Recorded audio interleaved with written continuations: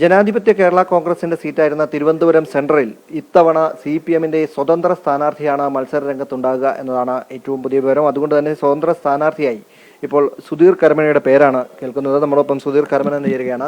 എത്രത്തോളം വിവരങ്ങൾ ലഭ്യമായിട്ടുണ്ട്? ഈ സുധീർ കരമനയാണ് തിരുവനന്തപുരം സെൻട്രലിലേക്ക് CPM-ന്റെ സ്ഥാനാർത്ഥിയായി തെരഞ്ഞെടുക്കപ്പെടാൻ പോകുന്നത്, അല്ലെങ്കിൽ മത്സര രംഗത്തേക്ക് ഉണ്ടാവുക എന്ന വിവരമാണ് ലഭിക്കുന്നത്.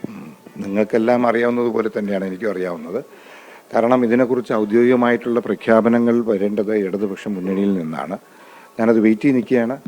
മുന്നണിയിൽ നിന്നുമുള്ള ഒരു വ്യക്തമായ അറിയിപ്പ് കിട്ടിയതിന് ശേഷം പൂർണ്ണമായും അതുമായി ബന്ധപ്പെട്ട് പ്രതികരിക്കുന്നതായിരിക്കും. ഇത്തരം ചർച്ചകൾ പാർട്ടിക്കുള്ളിൽ വന്നപ്പോൾ തന്നെ അഭിപ്രായം ആരായുക അങ്ങനെ എന്തെങ്കിലും ചെയ്തിരുന്നു? തീർച്ചയായും ആ രീതിയിലുള്ള പാർട്ടിയല്ലേ. പാർട്ടിയിലെ എല്ലാ കാര്യങ്ങളും സുതാര്യമായി ചർച്ച ചെയ്യുന്ന ഒരു പാർട്ടിയാണ്.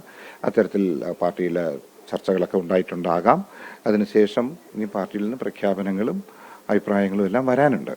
അപ്പം അത് ഞാൻ വെയിറ്റ് ചെയ്ത് നിൽക്കുന്നു. മിക്കവാറും ഇന്നോ നാളെ രാവിലെയോ അതിനെക്കുറിച്ചുള്ള വ്യക്തമായ ഒരു തീരുമാനമുണ്ടാകും. പാർട്ടിയുടെ നേരത്തെ തന്നെ പാർട്ടിയുടെ അനുഭാവിയായി തന്നെ പാർട്ടിയിലേക്കൊപ്പം തന്നെ സഞ്ചരിക്കുന്ന ഒരാൾ കൂടിയാണ്.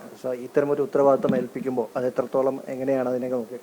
ഉത്തരവാദിത്തം കയ്യിൽ ഏൽപ്പിച്ച് കഴിയുമ്പോൾ തീർച്ചയായും സാമൂഹ്യപരവും രാഷ്ട്രീയപരവും സാംസ്കാരികപരവുമായ കാര്യങ്ങളെല്ലാം വളരെ സന്തോഷത്തോടെയും ഒക്കെ കൈകാര്യം ചെയ്യാൻ ഇഷ്ടമുള്ള ഒരാളാണ് ഞാൻ. അപ്പോൾ പാർട്ടിയുടെയും മുന്നണിയുടെയും താല്പര്യം ആയിരിക്കുമല്ലോ എൻ്റെ താല്പര്യവും.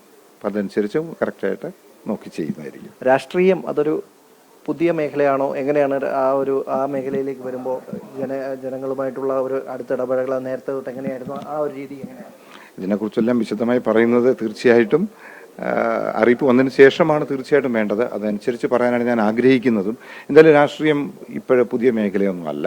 രാഷ്ട്രീയം എൻ്റെ വിദ്യാർത്ഥി കാലഘട്ടത്തിലെല്ലാം കലാലയ രാഷ്ട്രീയത്തിലൂടെ തന്നെയാണ് ഞാൻ പ്രവർത്തിച്ചിട്ടുള്ള ഒരാളാണ്. തീർച്ചയായിട്ടും ഇഷ്ടമുള്ളൊരു മേഖല തന്നെയാണ് രാഷ്ട്രീയം. രാഷ്ട്രീയത്തിൽ നിന്നും ഒളിച്ചു മാറി ഓടേണ്ട ആവശ്യമില്ല. സാമൂഹികപരമായ കാര്യങ്ങളിൽ അങ്ങേറ്റം താല്പര്യമുള്ള ഒരാളാണ്.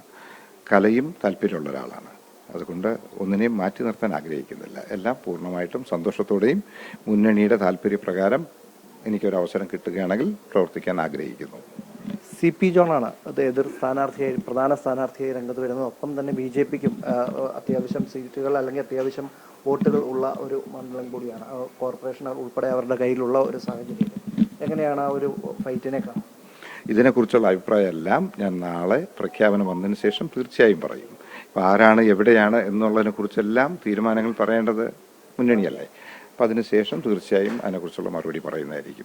എന്തായാലും പാർട്ടിയുടെ ഈ ഒരു തീരുമാനത്തോട് എല്ലാവിധ ആശംസകളും അറിയിക്കുകയാണ്. ആദ്യം തന്നെ അതുതന്നെയാണ് കൂടുതൽ തീരുമാനങ്ങൾ അല്ലെങ്കിൽ കൂടുതൽ കാര്യങ്ങൾ മത്സരം സംബന്ധിച്ചിട്ടുള്ള കൂടുതൽ കാര്യങ്ങളിലേക്കൊക്കെ അദ്ദേഹം അടുത്ത ദിവസം പാർട്ടിയുടെ പ്രഖ്യാപനം വന്നതിന് ശേഷം പ്രതികരിക്കും. എന്തായാലും അദ്ദേഹത്തോടുകൂടി അഭിപ്രായം ആരാഞ്ഞതിന് ശേഷമാണ് പാർട്ടി ഇത്തരമൊരു തീരുമാനത്തിലേക്ക് പോകുന്നത് എന്നതാണ്.